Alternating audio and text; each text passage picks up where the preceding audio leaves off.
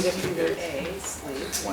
afternoon, everyone. I want to welcome you to another Hungry for History lecture. I'm Luciana Sprager with the City of Savannah Municipal Archives. I'm really excited about our program today, Conrad Aiken, Savannah's 20th century literary giant. Before we get started with that, I want to mention a few things to you. Our next program is going to be Tuesday, July 16th. It's also going to be in the Lunch and Learn time slot at 12 noon right back here at the media room. Our speaker is going to be Lisa Junkin Lopez, who's Executive Director for the Juliet Gordon Low Birthplace. Lisa's going to be speaking on Juliet Low, but connecting the arc of her life with the efforts of the Girl Scouts today. And if you're interested in getting a jump start on signing up for that program, you can pre-register by adding that to the bottom of your evaluation form that I put on the chairs, which is the other thing I want to plug to you. We really do appreciate your feedback on our programs and ideas for things you might like to see. So if you could take just a couple minutes before you leave today after the program and fill out those evaluations, we really appreciate it. And if you want to be added to the listserv, if you're not already on it, to get future notices, you can add that there. But now let's get to the matter of today, and I want to introduce our speaker. Orlando Montoya is not only an award-winning radio host, but a talented writer and historical tour guide, and the kind of tour guide I like, who deals in facts over fiction. He's been sharing his talents and Savannah's unique stories through broadcast and print media since the 1990s. You can listen to him on WRUU 107.5 FM Savannah, as well as read his written words in Connect Savannah. And with that, I'm going to cede the floor to Orlando. Thank you, and thank you, Luciana, for having me. It really is an honor to be speaking with you today in City Hall about someone who I consider to be one of our greatest writers that Savannah ever produced, Conrad Aiken. How did I become interested in Conrad Aiken? Well, I'm a storyteller. I've been telling Savannah stories for 20 years. And maybe about 5 or 6 years ago, I realized that I had done a lot of stories about Flannery O'Connor and Johnny Mercer. And I read Flannery O'Connor, and I knew Johnny Mercer's works, but I didn't know much about Conrad Aiken. And so I decided to go to the library and pick up a book, and I started reading. And that's when I discovered the rich depth of his writing, and it really spoke to me personally. And perhaps as the hour goes on, I'll explain why. But I'm going to go through his life, and basically this is next 45, 50 minutes. We'll allow questions at the end. It's going to be everything you need to know about Conrad in 45 or 50 minutes. And if you're going to go in the next 5 minutes, I want you to know 5 things that you need to know about Conrad. This is in case you fall asleep or have another appointment to go to or really don't decide, oh, I don't really like this at all. 5 things you should know about Conrad. He spent the first 11 and the last 12 years of his life in Savannah, but he lived most of his life elsewhere. So he lived in Massachusetts for a long time, and he lived in England for a long time. But it was his childhood in Savannah and his final years in Savannah. He won a Pulitzer Prize in 1929, and he was a Poet Laureate of the United States, one of only 2 Pulitzer Prize winners, and the only Poet Laureate that Savannah has produced. And so that's very important. His writing was very psychological. It was very philosophical. It was very much engaged with the matter of the human mind. What does it mean to be alive? What does it mean to be conscious? And he was the foremost explorer of consciousness in the field of poetry, in my opinion.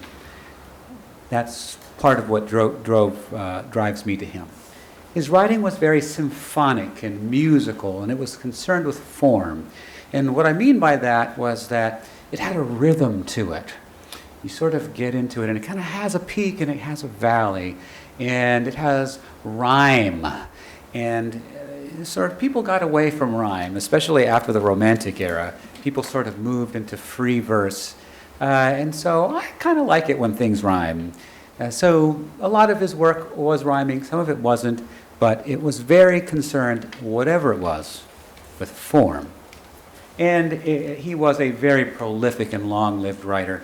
He was born in 1889. He died in 1973. Lived 85 years, and over that time, he produced 40 volumes of poetry, 5 or 6 novels. He wrote dozens of short stories. He wrote a play. He wrote works of literary criticism, hundreds of works of literary criticism. And those are some of the most important things. Now we'll get into some details. His greatest influences were his Savannah childhood. In some respects, you might say that his entire life was a response to his childhood. In fact, all of our lives are a response to our childhoods, if you think about it.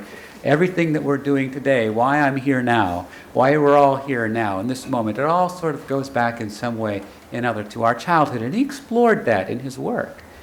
His grandfather was a Unitarian minister, and he once wrote that his entire life's work was continuing the work of his grandfather's Unitarian ministry, which he said was the exploration of the mind, the human mind. And if you know anything about Unitarians, they're very interested in the mind and what happens here in this world, not necessarily what might happen after death. And that's little what drives me to him too, because I'm a Unitarian.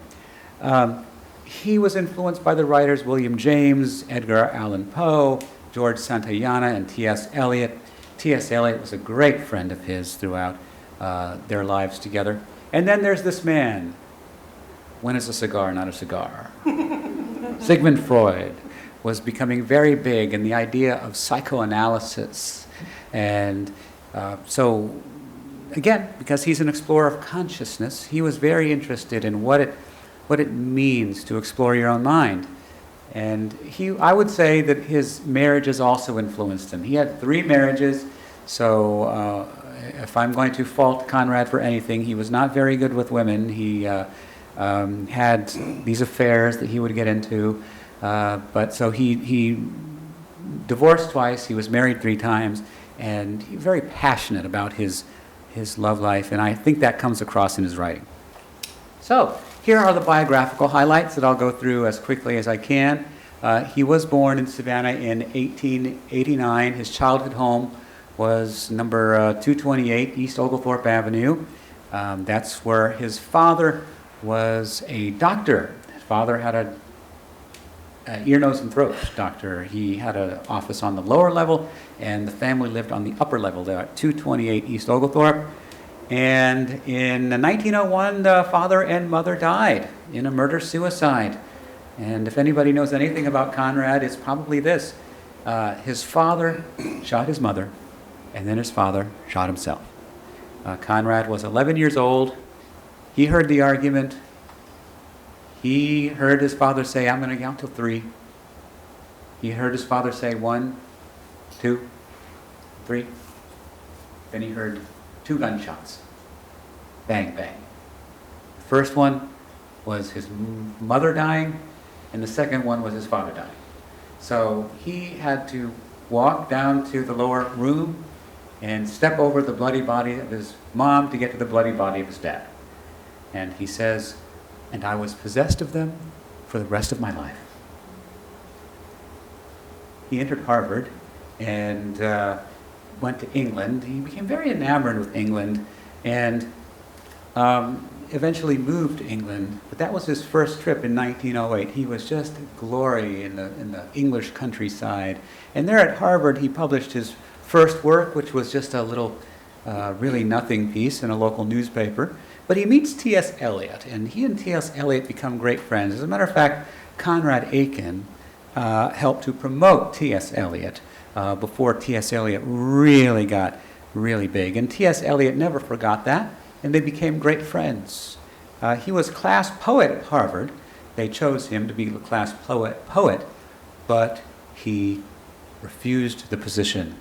He was pathologically shy.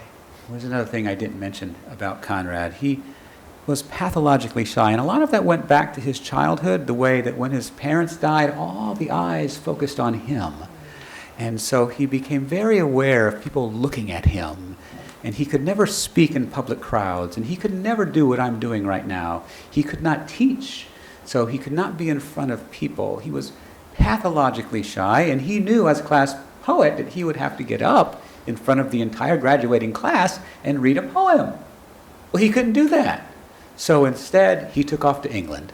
And that was when he moved to England for the first time. And he met Jessie MacDonald and had his first child, John.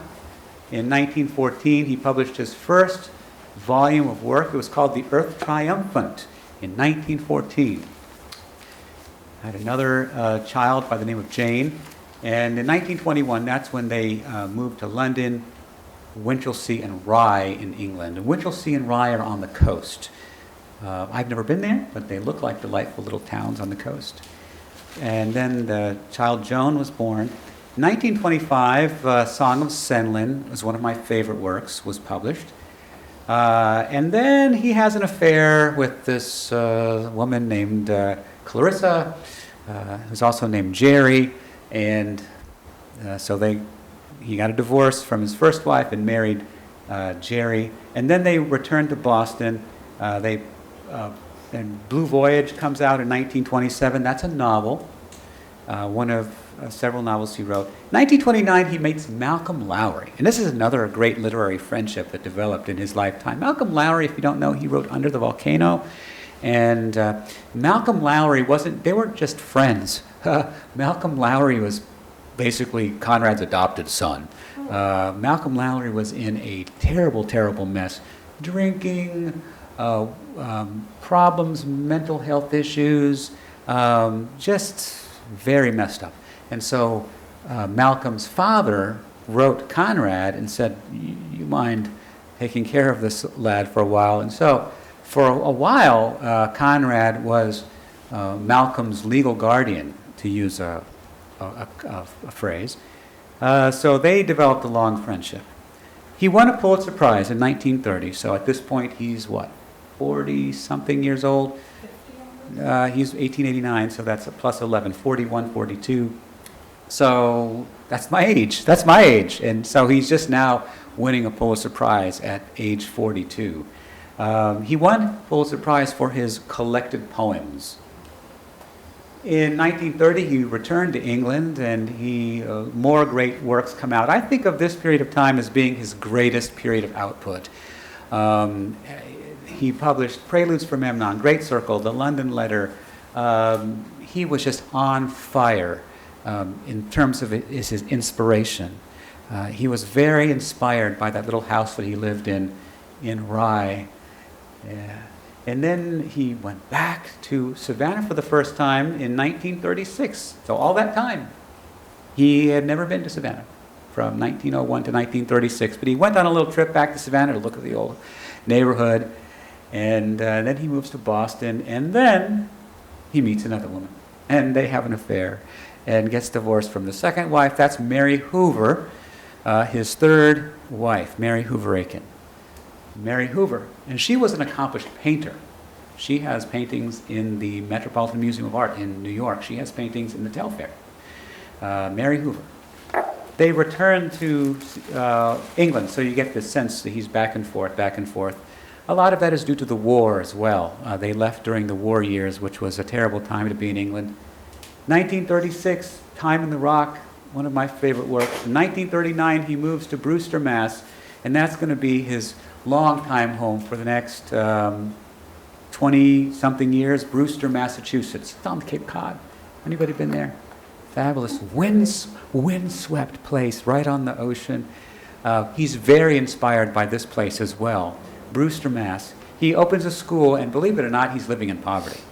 Now, you would think that a Pulitzer Prize winner would have some money going around, but Conrad was not exactly writing things that were bestsellers. He was writing about the inner workings of the human mind and what it means to be alive and all of this stuff. And it turns out that people just want to read cartoons and peanut butter. Right? That's what people say to me, Orlando, all the time. Why are you doing these historical tours? Go do ghost tours or something like that, because that's what sells. His publishers were begging him all the time, please, Conrad, give us something that we can sell. But he just couldn't do it. He had what was in his heart, and he gave what was in his heart. And if people liked it, good. If people didn't like it, too bad. And for that reason, he is often called one of the most well-known but least read poets of the 20th century. Everybody knew him, but as far as the book sales, not too much. So he opened up this school in his house in Massachusetts to make money. He publishes a work called The Divine Pilgrim. In 1950, he's made what is called the Chair of Poetry of the Library of Congress, but today we call it Poet Laureate of the United States. He published his short story collection in 1950. He moved to New York and D.C. for a little while, then moves back to Massachusetts. In 1962, he publishes his magnum opus, which is called Ushant. And in 1962, he also returned to Savannah for the last time. And he lives in Savannah for the remainder of his life. He moved back to Oglethorpe Avenue. He moved back to the 200 block of Oglethorpe Avenue. And he lived in the house next door to the one that he grew up in. So there, side by side, are the house that he grew up in and the house that he spent his last years in. Number 230, East Oglethorpe Avenue, is where he died. And a lot of people ask me why.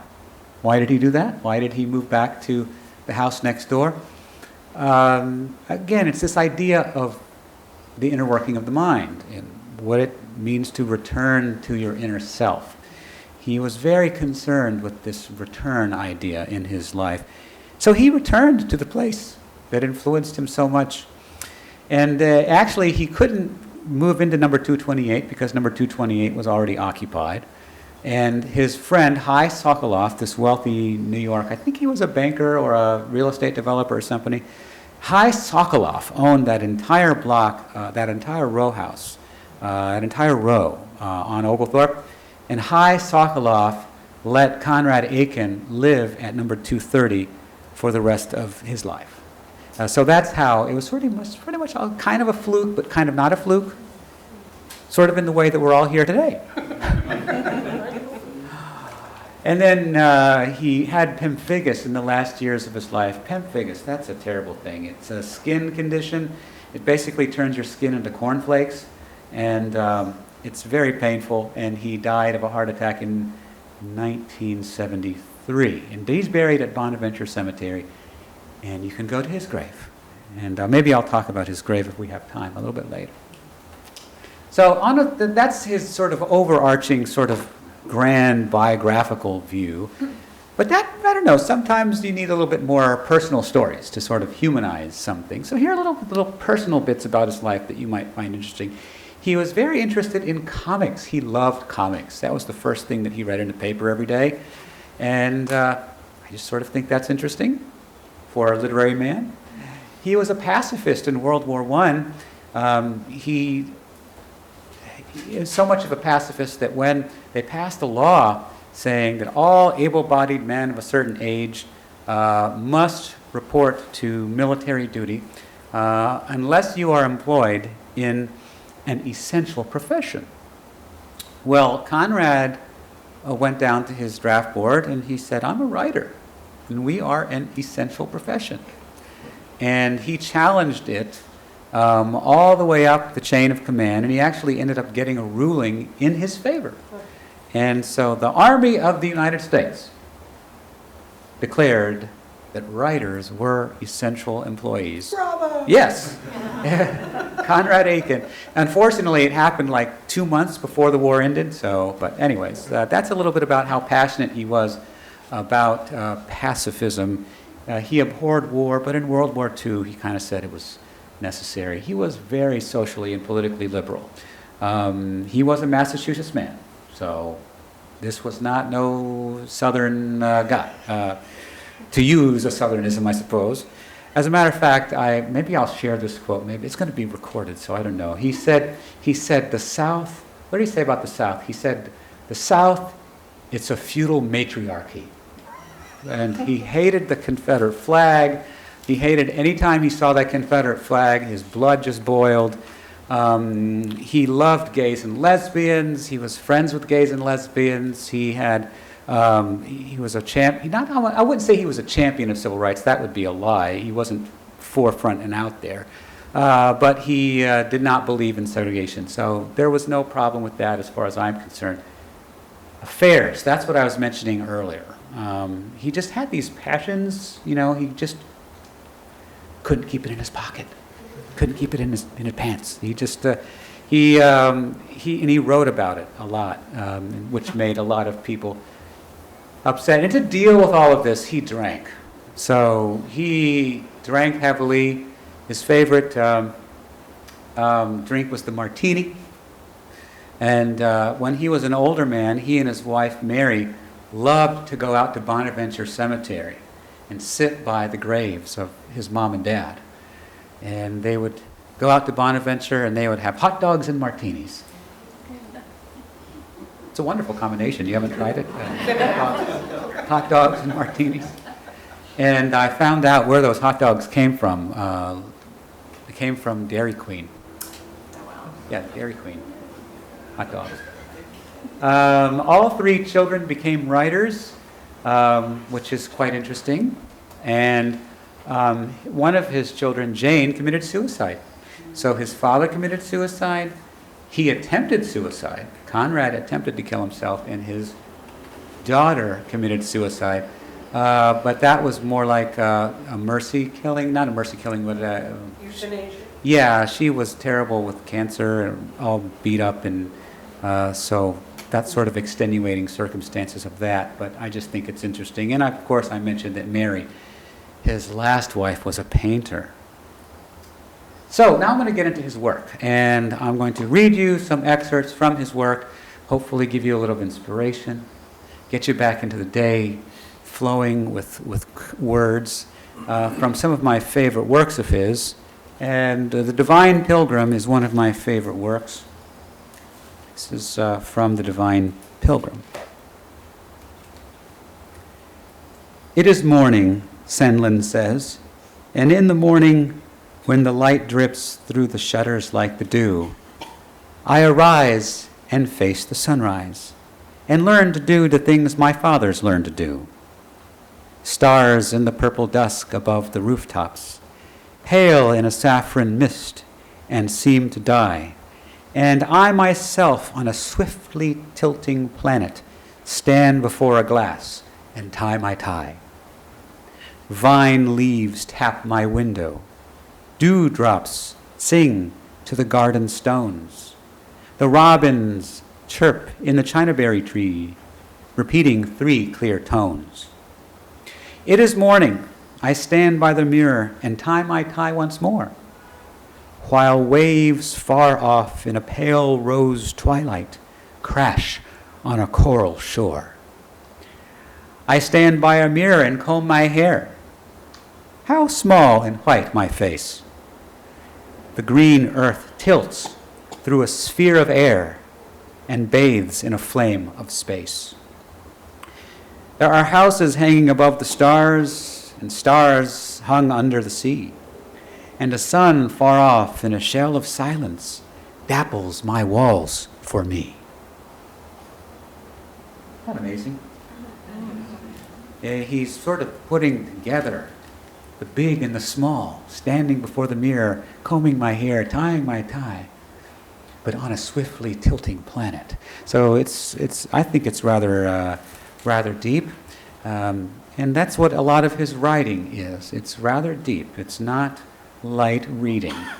It's not light reading. That's The Divine Pilgrim. Time in the Rock came from this great period of output. And I'll read something for you from that. At the first stepping stone, the past of water, the thought with blunt nose swimming against the stream, the tail and fins rigid, the water cold, the scales cold, the past cold and perfect. At the second stepping stone, the present of water, fluid memory surrounding the cold wish, weeds borne downward on the charging stream, thoughts in a dream on the scarred stones. At the third stepping stone, the stillborn step, suspended poise of the becoming soul. I was there, I am here, I will be there and gone. Not yet gone, but waiting to be gone.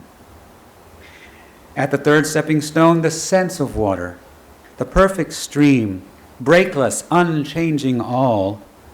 Let us wait here in the timelessness of unwilling and watch the past and present perpend the future. At the fourth stepping stone, it is another, that other, not ourself, who stands and remembers, the departed one, who stayed at the third stone, who is now present with us like a ghost.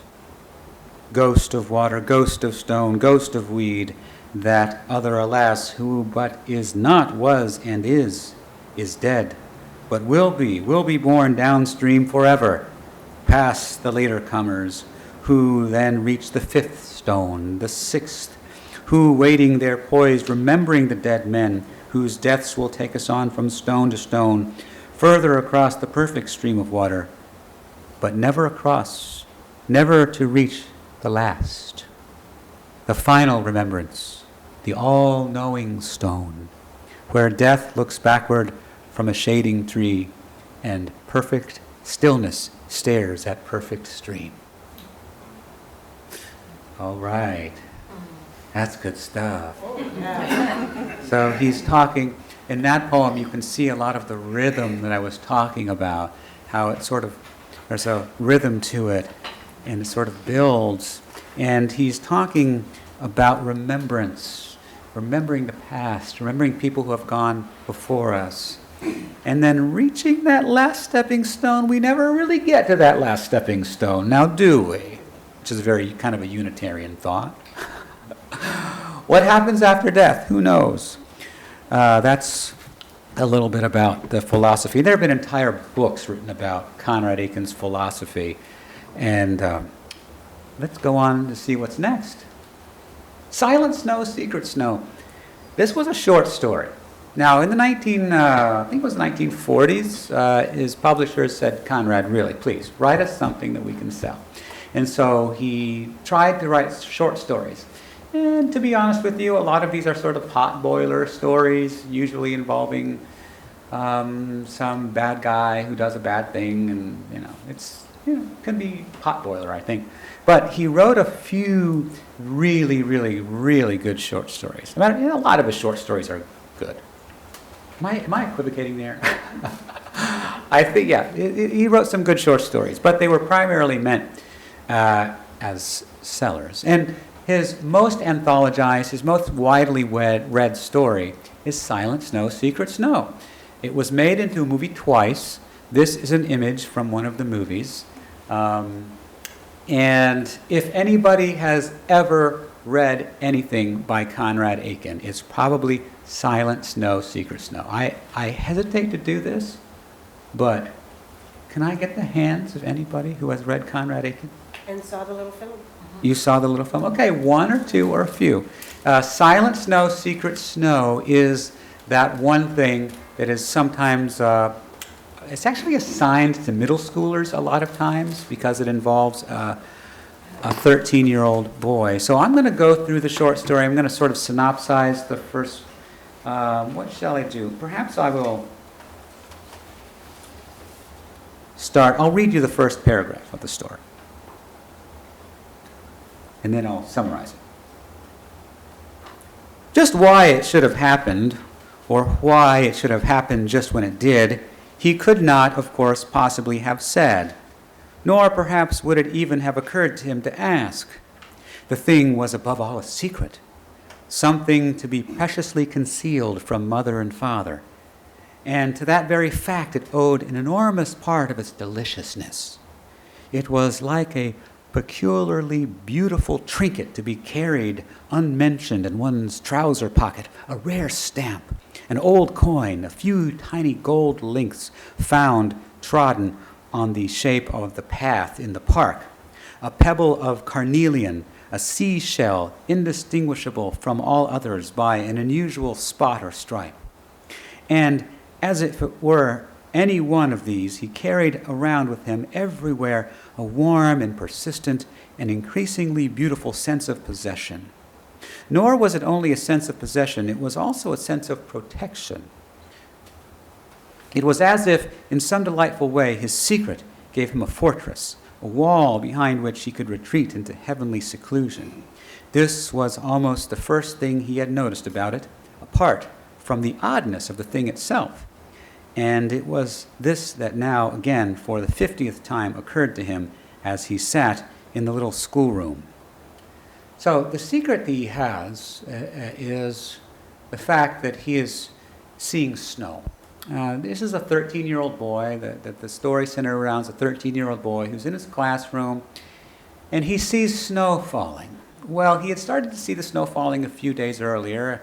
He looked out his bedroom window, and the snow was falling, and the snow started falling harder, and then he starts to see it in the classroom, and then he can start to see the snow in his living room, and he can see the snow in his bedroom, and the story continues like this. And his parents are asking him, snap out of it, Paul, snap out of it. What's going on with you? You seem to be in a void. See, he doesn't tell his parents about this secret. He doesn't tell anybody about this secret. And so, as the passage says, it becomes very precious to him. It's the one thing that he has, that he's seeing snow. And his parents send him to see a psychiatrist. What's wrong with you, blah, blah, blah. And so the story ends at the end of the story, the boy is in his bedroom, and he sees all the snow falling on him in his bedroom, and the snow comes all around his bed, and it gets on top of him, and he becomes dark, and then he's covered in snow, and a voice at the end says, come with me, and the story ends in darkness. So it's a very spooky story. As a matter of fact, this movie was Rod Serling made it? Yes.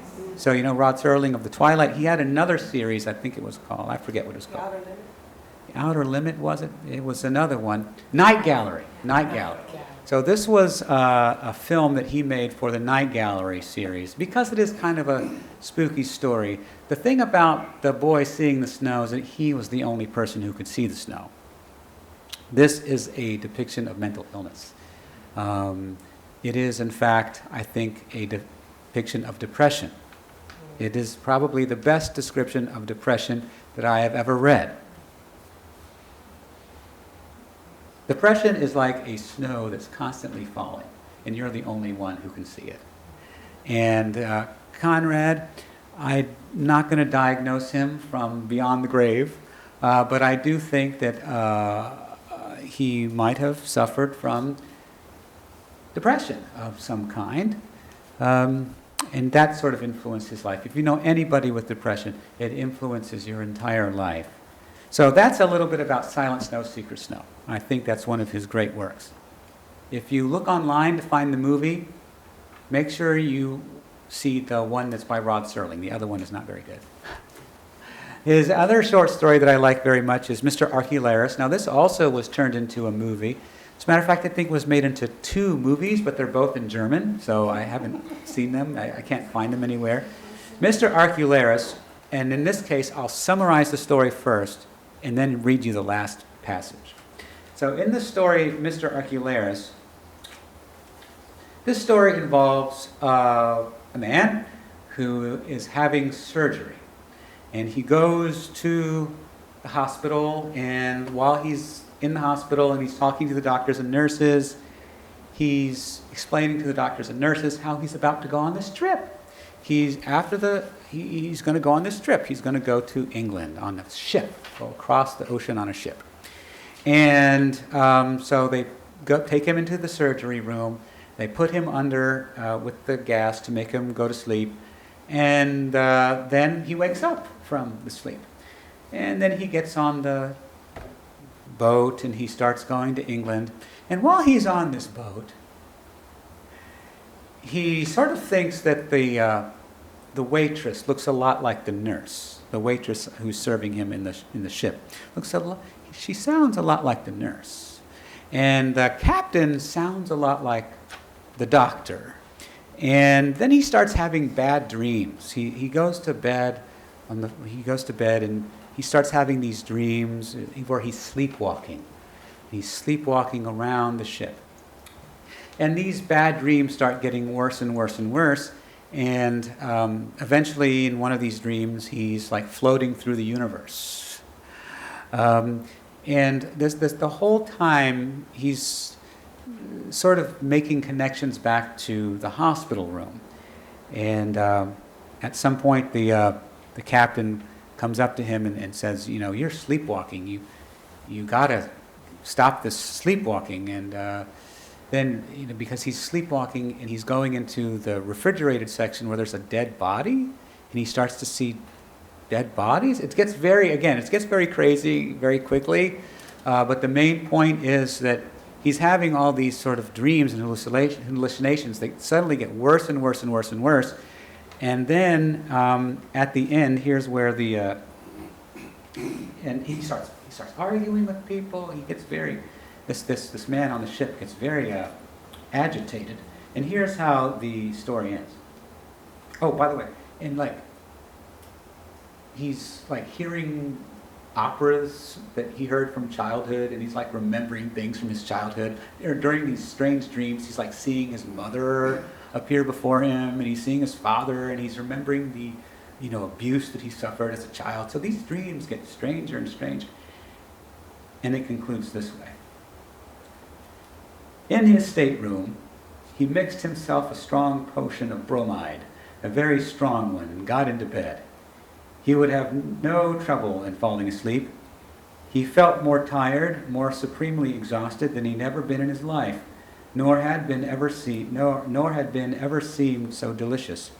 And that long, magnificent, delirious swoop of dizziness, the great circle, the swift pathway to Arcturus, it was all as before, but infinitely more rapid.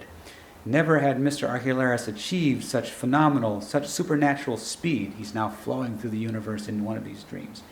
In no time at all, he was beyond the moon, shot past the North Star as if it were standing still, which perhaps it was, swooped in a long, bright curve round the Pleiades, shouted his frosty greetings to Betelgeuse, and it was off to the little blue star which pointed the way to the unknown. Forward into the untrodden. Courage, old man, and hold on to your umbrella. Have you got your garters on? Mind your hat. In no time at all, we'll be back to Clarice with the frozen rhyme feather, the time feather, the snowflake of the absolute, the obsolete. If only we don't wake, we don't need to wake. If only we don't wake in that time, that space, somewhere, nowhere, cold and dark, Cavaliera rusticana, sobbing among the palms, lonely, lonely, coffers, poor, not coffers, coffers, oh my God, not coffers, light, the light, supreme white brightness, whirling lightness, above all, freezing, freezing, freezing. At this point in the void, the surgeon's last effort to save Mr. Arcularis' life had failed. He stood back from the operating table and made a tired gesture with a rubber-gloved hand. It's all over, he said, as I expected. He looked at Miss Hoyle, the nurse, whose gaze was downward at the basin she held. There was a moment's stillness, a pause, a brief flight of unexchanged comment, and then the ordered life of the hospital was resumed. So in other words, Mr. Arcularis never left the operating table. The entire story took place in his mind as he was dying on the operating room table. The entire story, the voyage, the dreams, everything, was all in his own mind. Fabulous bit of writing, I think. Sort of the surprise ending. Anyways, those are his two great short stories that I like. Let's go on. Ushant is his magnum opus. It is his, some people call it an autobiographical fantasy. It is this book right here. It is very big. It is sometimes described as his most difficult work. It is a work that nobody can describe. It was part sermon, it was part philosophy, it was part essay, it was part biography, it was part fantasy. Nobody knew how to categorize it. And in the book, he sort of attempts to tell the story of his life, but it's stream of consciousness. And you all know what that is, right? That's the style of writing where the paragraph goes on for 5 paragraphs, and there's no commas, and and everything is just sort of going on and on like this, and he's just sort of he goes on tangents, and then, so he's telling the story of his life, but then like he'll just go on like for 5 pages about the time that he went to find a hooker in Rome. He'll just go on for 5 pages about one little slight that somebody paid him 30 years ago that he never forgot. But then, like his divorces and his children, he doesn't barely even talk about that. It just goes right past it. And I think this is absolutely his scariest work. This is absolutely scares me to death, because is that not the nature of existence? What are we? But just these little thoughts that are going through our minds. And then when it ends, it's just going to end. It's just like a big old stream. And this is what he lays bare in his magnum opus. And forgive me, I'm not going to read from this, because, oh my goodness, let me tell you, do not pick this one up as your first Conrad Aiken. This has taken me the better part of a year to get through. But, he goes into a lot of his life. He's very open about sort of his mores, his sexual mores and his infidelities, which shocked a lot of people at the time. Now, of course, today this would be considered nothing, but back in the 1950s, this was scandalous. Conrad Aiken talking about all those hookers and those affairs and everything like that. Well, it was scandalous. But that is Ushant, which... So the themes in Aiken's work, as we sort of approach sort of maybe the last 5 minutes here, he was very much interested in consciousness, in dreams, in death, in return. The sea comes up over and over again in his work. He writes a lot about ships, because he traveled across the ocean a lot on ships. The stars come up in his, like Mr. Arcularis. He talks about stars. And he talks about the eternal. What are we? He talks about the big questions in life. Malcolm Cowley in 1973 says, Conrad did have a worldview, and it emerges in his criticism. It is the religion of consciousness, the development of consciousness in scope and refinement, the finding of the word that reveals a new facet of consciousness, is the great historical movement to which a writer should attach himself, but Conrad's great notion attracted little attention. Kathleen Rain said in 1963, we used to think of him less original than Eliot or Pound, a poet rather like Eliot, but not so good. Now it seems his originality was in advance of his time and our judgment. There is something Elizabethan, even Shakespearean, in the scope of his humanity. Above all, in the recognition of heights no less inescapable than the depths. She's referring here in this quote to the fact that Conrad Aiken, for most of his life, did not enjoy the success, I should say relative success, that came later in life. It wasn't until he was very old that really I think that he started getting financial reward and sort of the recognition that he deserved.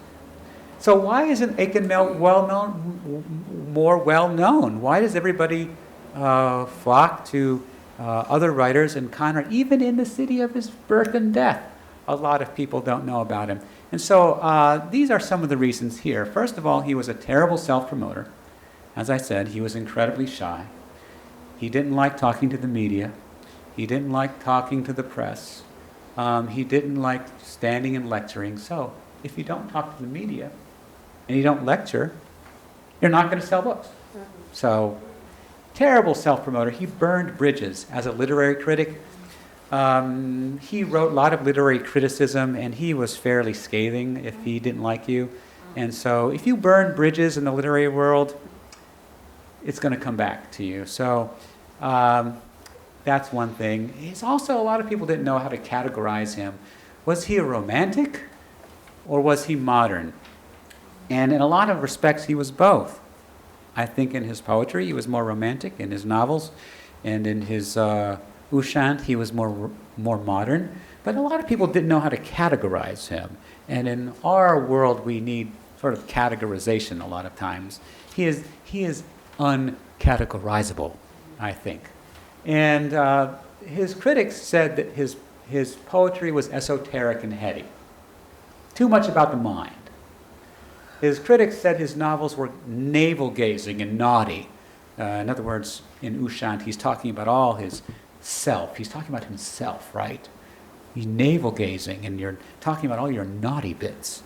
And his critics also said that his works were disjointed and ambiguous, sort of moving from place to place. Never really, doesn't have really a flow, especially in his novels.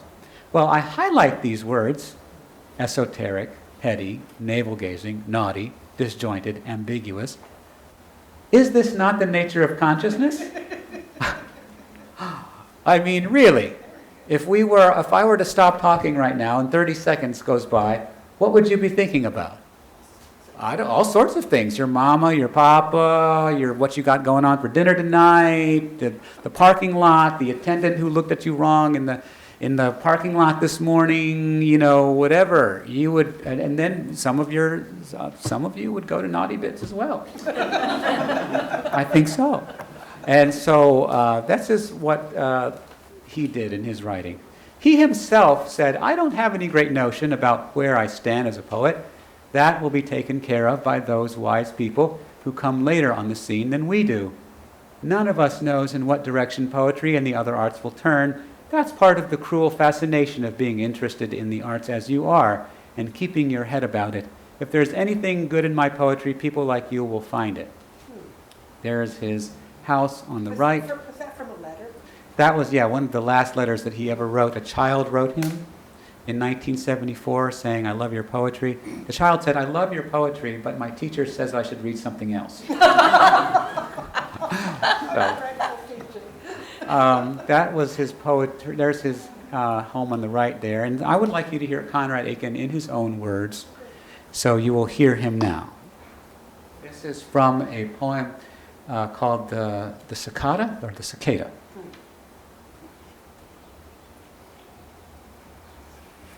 The cicada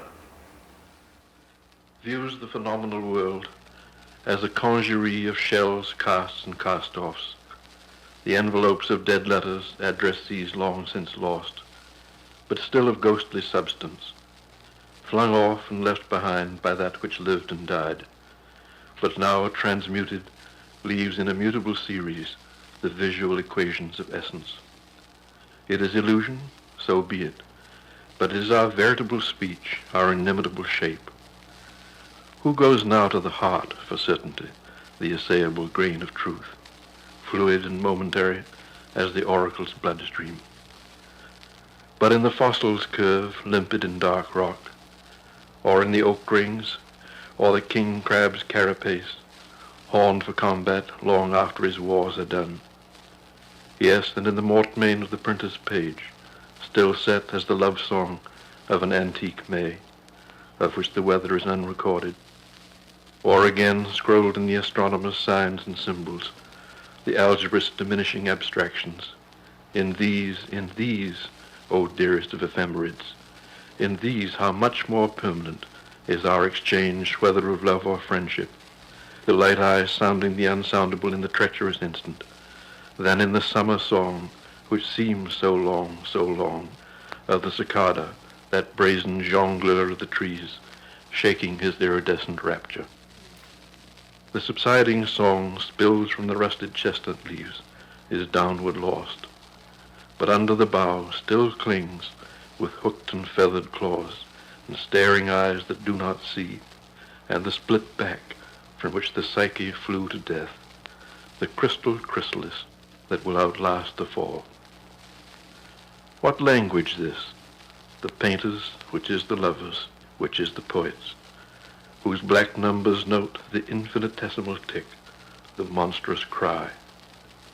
Grammar and syntax must alike belong not to the song, but to morphology, the shape that cannot die.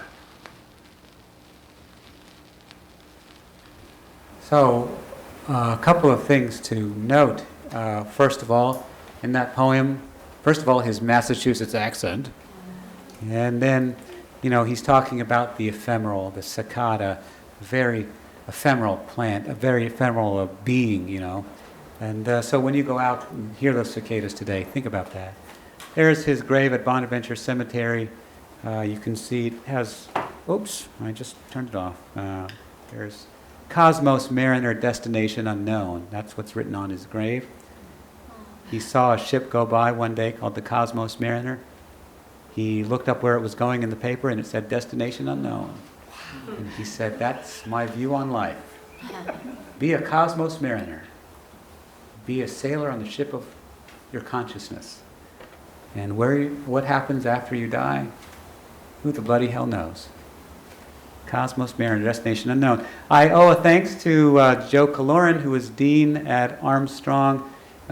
He was the foremost expert of Conrad Aiken, a great friend of Conrad Aiken. Joe passed last year, but I am very much indebted to his scholarship, and we all are. So I will end here with about 5 or 6 minutes to spare, and I'll be happy to take your questions. Start in the back. Who took him in at 11? So when his parents were killed, he was taken in by his aunts and uncles up in Massachusetts. And so he went up to Massachusetts to live with them. He lived with the family. The children were separated. He never saw his sisters for another 20 years. So the sisters went off to live with other branches of the family, and that also affected him. You had a question? Did Joe Kaloran publish a bunch? Yes, Joe Kaloran published a great deal of Conrad's work, and Joe Kaloran had a biography of Conrad Aiken that he was working on. But Joe Kaloran published a series of letters that Conrad Aiken gave him when Conrad passed, and so those letters provide a great insight into his life.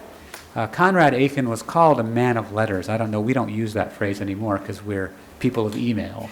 But people in the old days actually used to write on a paper, and these things would be stored, and you could learn about somebody's life by reading. And he corresponded with great literary people. So the great literary people of his age, Ezra Pound,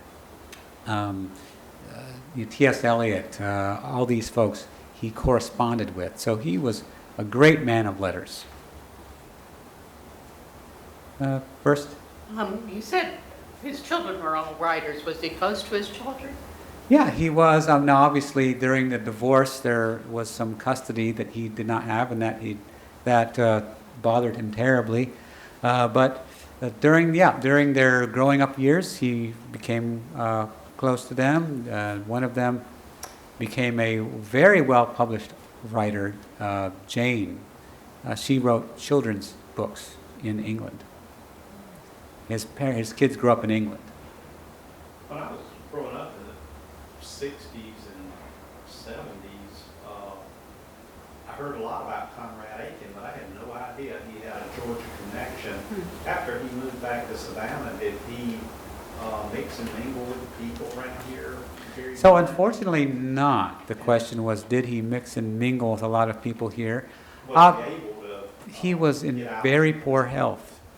He was in very poor health. So as far as I know, I think there was 1 or 2 or 3 sort of public things that he did in Savannah where there was literary readings or things like that.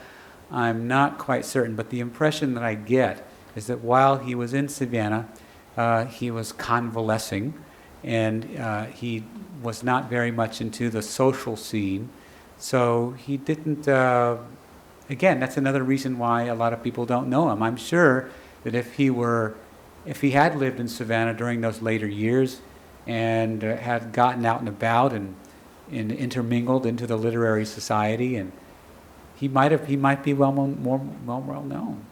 Does he have any relatives in Savannah now? Nope. His children all grew up in England, and I think all of his children are dead. Sisters, I don't know what happened to them. Question? Orlando, is there a biography about his life that you would recommend? Yeah, I think there's one biography that's called The Poet of White Horse Vale. That is, I think, his best biography. Yeah. And you'll find out a lot more detail about some of these things that happened in his life. Fascinating life. Did I tell you about he attempted suicide? He had all these passions, and one day, he wrote a lot about life and death, and so I guess one day he decided to try it. This was about the time when one of his marriages were falling apart. It was clear he was not going to get his kids, and he was just in a sad, terrible state, and it happened again, and he's like, oh my God, I can't do anything right. So his wife, this was his second wife, went to the theater. And so Conrad decided to turn on the gas in the kitchen, he stuffed up the windows and the doors with towels, and he turned the gas on, and he opened up the paper, and he started reading, and just figured that he would die reading a newspaper column. And he goes unconscious. Well, fortunately, the movie was not a good one. And the wife left the movie early to come back to the house. And so she opened up the door and found Conrad unconscious on the floor. And that's how a bad movie saved Conrad's life. Yeah. Any more questions? If not, one more. So I assume he was never in the literary canon like Eliot or Beckett, these modernists, because he reasonably stated. Yeah, the question was he in the literary canon? I think he's one of the greatest writers that we had in the 20th century. Now, I'm not that much of an English expert to tell you or whether or not he was or was not in the canon. I think he was one of the greatest. He's in anthologies. Yeah, he's anthologized a lot. He is certainly one of the greatest. The only thing that I mentioned earlier is that I said he wasn't sort of well selling. That's probably what I meant to say. Yeah. So I have another kind of odd question. So, here he's reciting or reading of the poem. So that reminds me of Eliot, T.S. Eliot, had this sort of the voice, almost coming from the swamp or under the swamp. Yeah. So hearing him, you would say definitely he's way above the swamp, but still he can smell it. And Yeah. So I had this question, this sort of the notion literary voice, both metaphorically and literally, meaning people back then, it's certain mentality, they just speak that way, or they feel like they, Yeah. kind of weightiness. I'll go ahead and take your question after the event. So you're basically asking about his literary voice. Yeah, I mean, this is the way people talked back then. I mean, there's a different way of writing, but that was the way he wrote. Anyways, I think I'm gonna call it quits there. One quick thing. Yeah. About the archives. Yeah. Do we have his papers at all in these archives here? Not in the city. Okay. No, you'll find a great deal of his work at the library. Yeah. Thank you so much for coming. I appreciate it. Just want to thank Orlando a lot. I really appreciate his time, and I think he definitely opened my eyes up to Conrad Aiken, who I knew nothing about. Thank you very much. Oh, thank you. All right, thanks for coming today, and I hope you don't get rained on as you leave. Thank you for calling us out.